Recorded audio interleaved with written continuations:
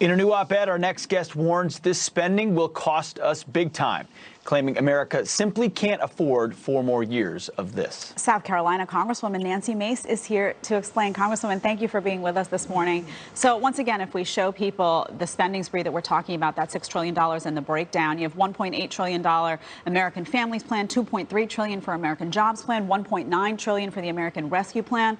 It's a lot of money. What are your thoughts? Absolutely. This is President Biden's administration. What he's proposing is the most radical spending agenda in a generation. I'm a single working mom, and when I look at what he's trying to do and what it will do to our economy, I came to Congress to fight for my kids' future, not mortgage it.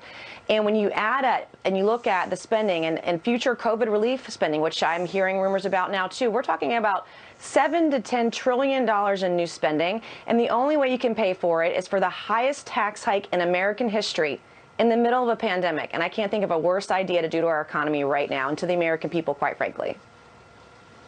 Yeah, it's completely untethered from any accounting or balance sheet. I mean, we're in a new Rubicon. I don't even know where we are. I don't think anybody believes that we could balance it, right, Congressman? I mean, how do you pull back from that when you've created an addiction to what was supposed to be temporary? Now they want to make that type of spending permanent. Our Right. budget reconciliation process is gone. Can you really rein it in? Oh, you can't. Right now we have $28 trillion in debt. Our deficit so far this year, we're at $3 trillion and counting. And when you add on this new spending, $3 trillion deficit. Yeah, it's insane what's happening right now, and doing it in the middle of a pandemic. Now, there have been proposals in the past. Now, I'm not going to blame, the left on all of these issues. Democrats and Republicans alike, for decades now, spending has been increasing over the years. We've not held ourselves accountable. Balancing the budget has got to be part of it in the future, how we do this. But however, no one is talking about the spending. No one's talking about how to rein it in. It's just a trillion here, a trillion there, and here we are talking about $7 to $10 trillion in spending this year on top of what we did last year, which is $3.5 trillion in COVID relief spending. And when you talk about raising taxes, and they do it on an emotional level, we're going to tax the rich to pay for this. Well, somebody's going to pay that bill, and that's on the backs of hardworking Americans and small businesses. Unemployment will go up, wages will go down, and in the middle of the pandemic with COVID-19, I can't think of a worse idea. Congresswoman, there's another way, though, they could pay for it as well, and it's a way that they show increasing willingness to do, and that is just by printing more money, just continuing to print money.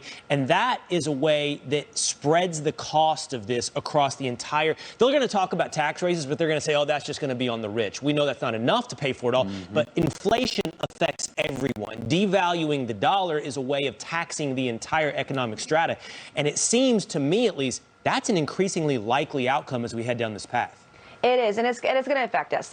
We printed $4 trillion last year, and the estimates this year, we're going to print another $4 trillion more. It will affect inflation, absolutely. That's a great, That's a great comment there. But the other thing, too, that we have talked about in years is the penny plan, where the federal government, businesses in COVID-19, because of the crisis that they had to cut spending and find ways to do that. If the federal government could just do that with 1 penny for each dollar that they spent, they could balance the budget in a couple of years.